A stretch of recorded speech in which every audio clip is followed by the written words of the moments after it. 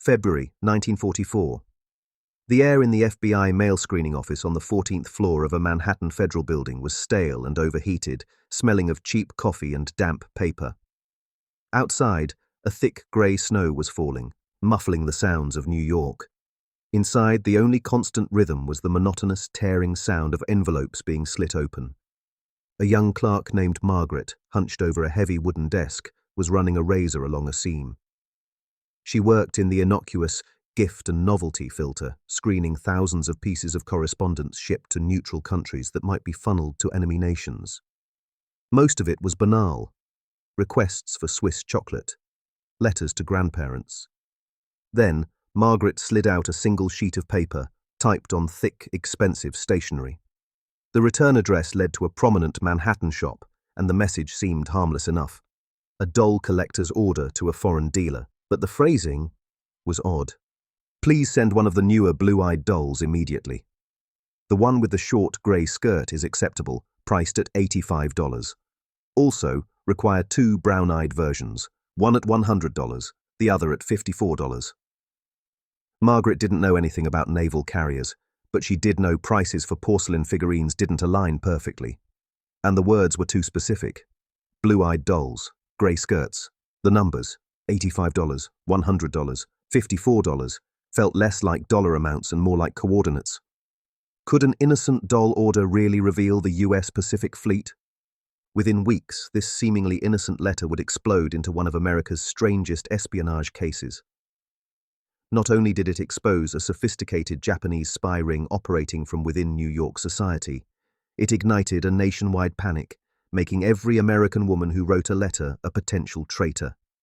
It's the story of fear blurring the line between guilt and betrayal.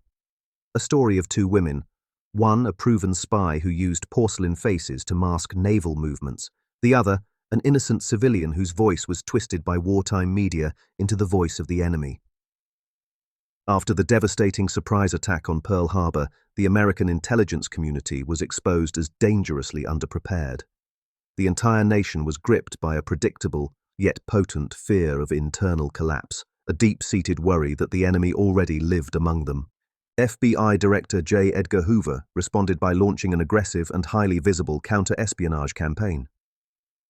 He framed this domestic defense effort as a war against the invisible enemy, tripling the Bureau's budget and mobilizing thousands of agents into coastal cities.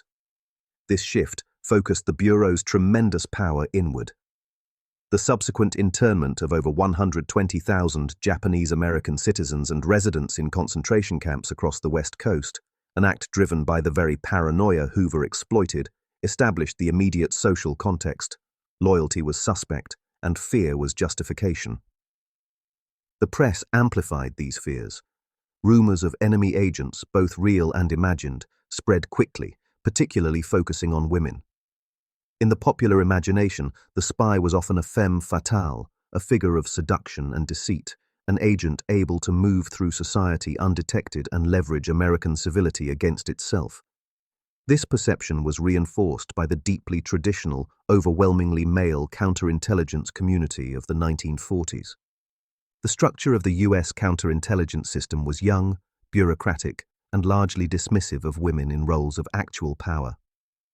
This organizational blindness created a dangerous analytical gap. The agencies were conditioned to overreact when a female agent was finally discovered, viewing her as an indicator of a massive, coordinated conspiracy, yet simultaneously predisposed to underestimate women's potential for complex, self-driven espionage. They were seeking cloak-and-dagger men in trench coats, overlooking the woman typing the letter next door. The environment was ripe for 2 starkly contrasting cases that would define this wartime anxiety. The first emerged right there in New York, starting with the peculiar letter Margaret the clerk held, a case of proven highly technical betrayal. This spy operated under the guise of patriotic society. Simultaneously, across the Pacific, a second situation was unfolding. In Tokyo, an American citizen was trapped by circumstance and recruited for clerical work at a radio station.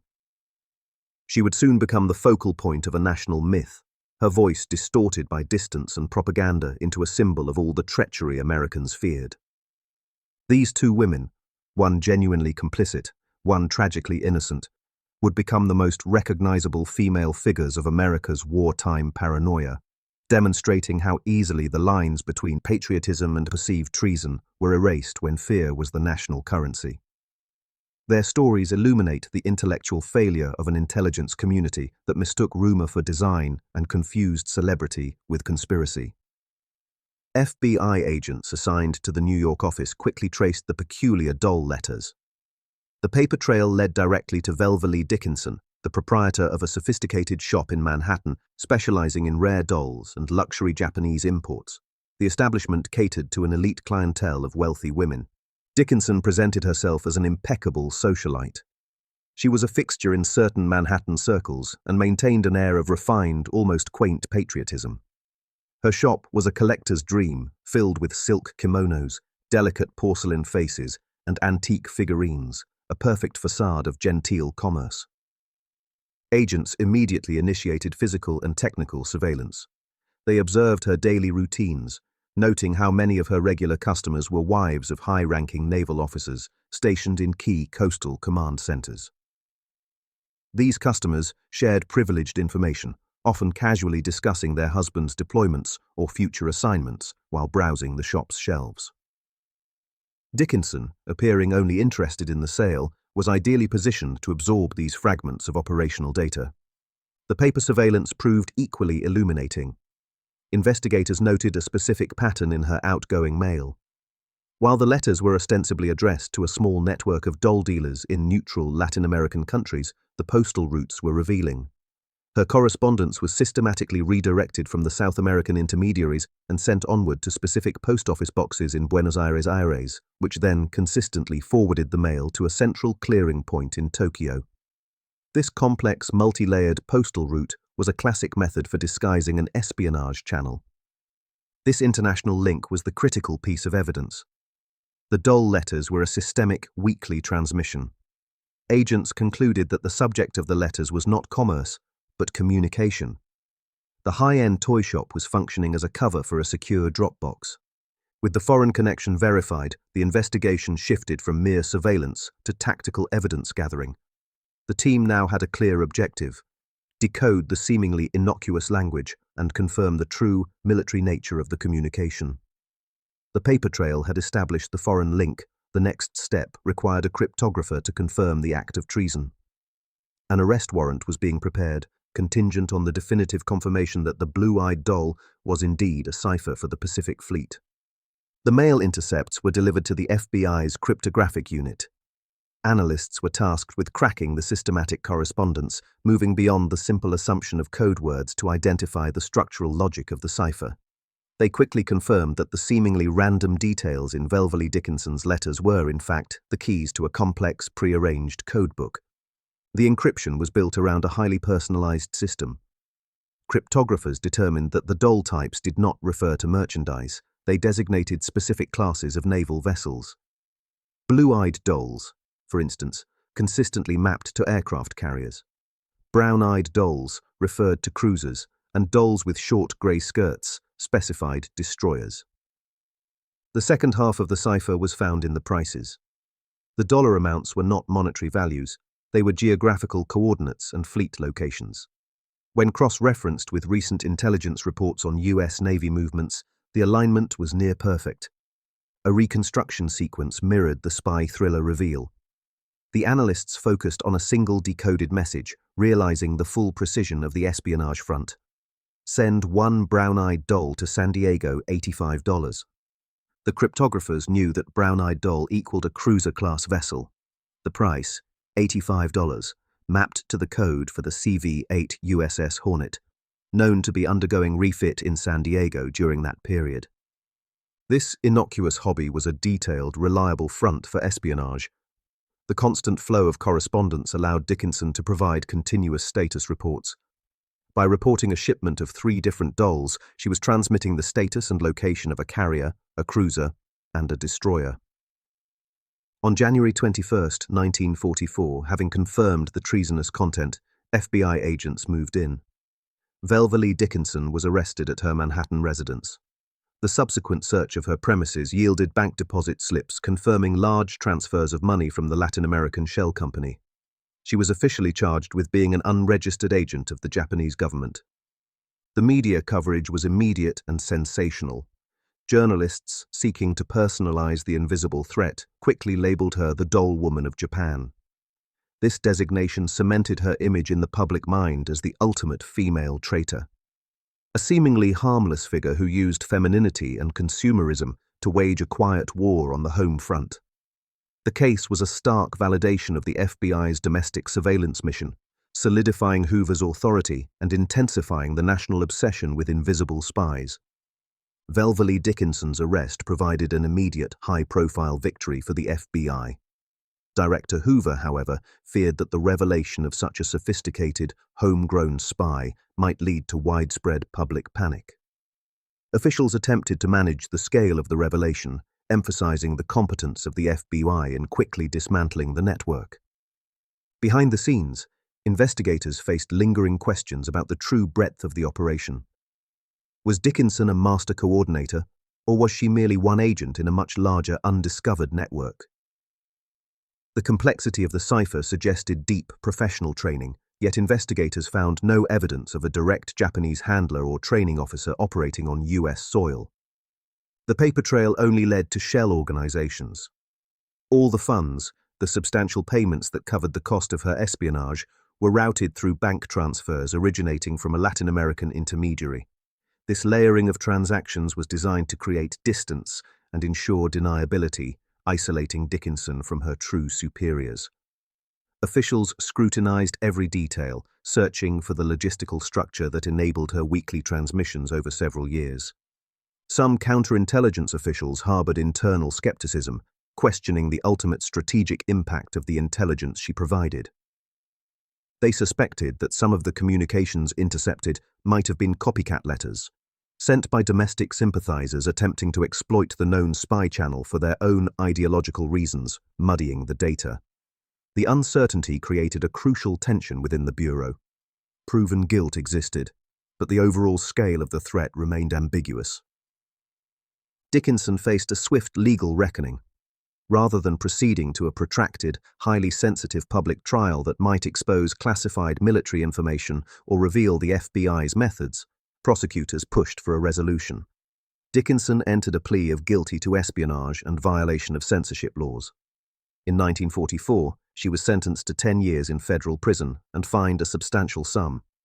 The conviction removed a confirmed security threat and allowed the FBI to claim a definitive victory in the domestic spy war. However, the lack of a named network handler and the plea deal that bypassed a full public accounting of her methods left the core question unanswered. Did she act as a lone, ideologically motivated sympathizer, or was her shop a key link in a larger, expertly hidden chain? The ambiguity allowed the national fear of the invisible enemy to persist, even with the spy herself behind bars. While Velvalee Dickinson was exposed as a confirmed technical spy in Manhattan, a vastly different form of betrayal was being manufactured thousands of miles away in the Pacific. This story centered on Iva Toguri D'Aquino, an American citizen of Japanese descent from Los Angeles. Toguri traveled to Japan in 1941 to visit a sick relative. Her return trip was scheduled for December 1941. After the attack on Pearl Harbor, she found herself stranded, unable to secure passage home. As an American citizen, she was treated with suspicion by the Japanese authorities and subjected to continuous police surveillance. To survive in a hostile and increasingly desperate environment, she sought employment. She eventually secured a clerical position at Radio Tokyo, the official propaganda outlet for the imperial government. The station broadcast highly stylized English-language programs aimed at Allied servicemen in the Pacific. The intent was psychological warfare, to demoralize troops by playing popular American music interspersed with false or exaggerated news of military defeats, and often personal messages designed to fuel anxieties about their wives and girlfriends back home. Several female announcers, often American or Canadian POWs pressured into service, were used for these broadcasts. The Allied troops, hearing these different female voices over the shortwave radio, conflated them into a single mythical composite figure they quickly nicknamed Tokyo Rose. Toguri's role began as a typist, but soon she was recruited to read English-language scripts under the name Orphan Anne. Her involvement was coercive. She knew refusing work could result in starvation or worse. Crucially, Toguri also worked alongside Allied prisoners of war, POWs, who were forced to produce the scripts and run the station's technical operations. Toguri frequently used her meager earnings to purchase and sneak food and supplies to these POWs, an act of genuine, quiet defiance. During her broadcasts, she occasionally added sarcastic commentary or delivered the propaganda material with a tone that subtly mocked the Japanese claims of invincibility. This subtle subversion was often missed by Japanese censors, but understood by the POWs working with her. The dual nature of her actions, performing required labor for the enemy while actively aiding American personnel, placed her in an impossible moral position. As the war concluded and Allied troops began returning home, the legend of Tokyo Rose was firmly established. The press and the returning GIs, fueled by sensational anecdotes and wartime rumors, fused the many voices they had heard into the figure of a singular, seductive traitor. The narrative required a face, a name, and a villain to embody the perceived treason broadcast over the airwaves. Iva Toguri D'Aquino became the prime target for this national manufactured myth. Her actual work, a clerical job laced with small acts of patriotism, was completely superseded by the collective memory of a disembodied, wicked voice. In 1948, several years after the war's end, Iva Toguri D'Aquino was arrested in Japan by US occupation forces. She was flown back to San Francisco to face trial for treason. The case against her was driven by a powerful, sustained media narrative demanding accountability for the mythical Tokyo Rose. The prosecution's legal strategy rested heavily on the emotional appeal of the wartime myth. They argued that her broadcasts had caused demonstrable injury to the morale of American troops. The prosecution's evidence was thin, relying primarily on the testimony of two POW witnesses who had been involved in the Radio Tokyo broadcasts. These witnesses were promised immunity from their own wartime activities in exchange for their cooperation. The trial quickly became a media spectacle. Newspapers ran dramatic front-page headlines, "Tokyo Rose faces death penalty," feeding the public's desire to see the wartime villain punished. The prosecution presented heavily misedited audio clips of Toguri's broadcasts, deliberately removing her sarcastic asides and any contextual information that explained her cooperative relationship with the POW scriptwriters. The trial effectively put the legend of Tokyo Rose on trial, using Iva Toguri as the stand-in for a collective fear. The proceedings exposed the profound difficulty of proving treason based on non-intelligence-related propaganda. The defense struggled to counter the emotional weight of the prosecution's case and the pervasive, decade-old media narrative. The jury, influenced by the intense publicity and the emotional testimony of the victim soldiers, delivered a mixed verdict. Toguri was found guilty on one count, making a broadcast intended to impair the morale, loyalty, and discipline of the armed forces of the United States. She was sentenced to 10 years in prison and ordered to pay a $10,000 fine. Following the conviction, Toguri served more than 6 years in the Federal Reformatory for Women in Alderson, West Virginia. The legal battle, however, did not end with her sentencing. Decades later, new investigations began to surface compelling evidence of judicial misconduct during the 1949 trial. Journalists and legal advocates, including those from the Chicago Tribune, published findings detailing how the prosecution had coerced witness testimony and suppressed evidence that confirmed Toguri's supportive actions toward the POWs. Specifically, they proved that the two key witnesses had been bribed to testify that she admitted to being Tokyo Rose and that she had maliciously broadcast sensitive information. This mounting evidence of a profound miscarriage of justice led to a reassessment of the case at the highest level of government. In 1977, on the bicentennial of the United States, President Gerald Ford granted Iva Toguri D'Aquino a full and unconditional presidential pardon.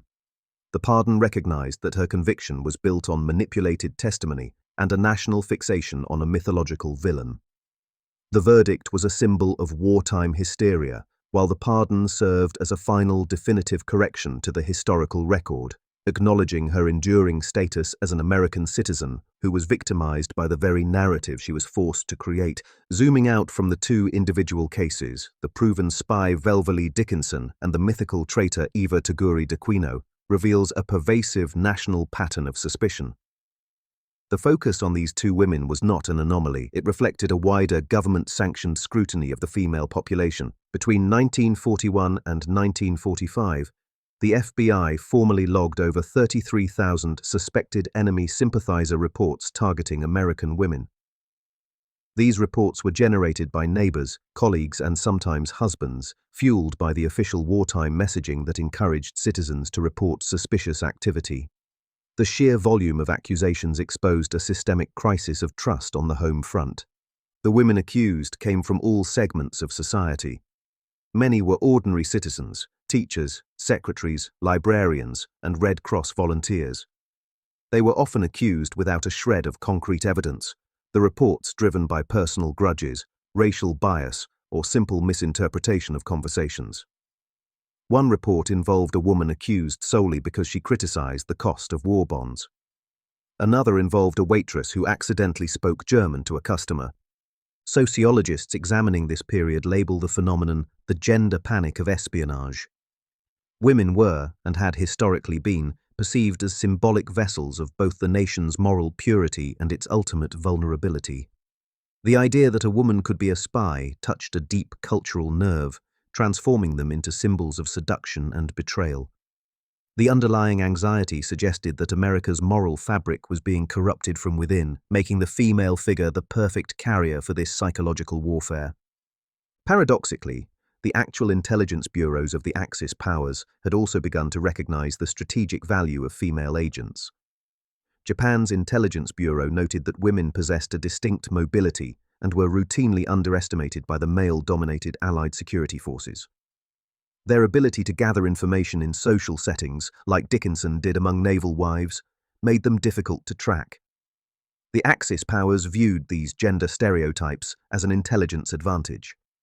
The combination of the enemy's strategic use of female agents and the American public's cultural fixation on the female traitor created a feedback loop of fear. Dickinson's guilt validated the public's fear that women were spies. Toguri's media persecution reinforced the idea that those spies were glamorous, wicked, and ubiquitous. The statistics confirmed the result. American women became the most frequent targets of domestic suspicion, moving from individual cases to a conceptual pattern of collective guilt. The Velvalee Dickinson case immediately prompted demonstrable changes in wartime security protocols. Her successful operation, which relied on the simple anonymity of the U.S. Postal Service, exposed a significant vulnerability in military intelligence protection. Dickinson's arrest led directly to the establishment of the Office of Censorship Review Board. This agency was granted sweeping authority to screen and intercept virtually all international mail and telegraphs originating within the United States. This action dramatically tightened mail surveillance and formalized the practice of cryptographic examination on civilian correspondence. The policy was fundamentally a wartime trade-off, prioritizing national security and operational secrecy over the long-held civil liberty of private communication.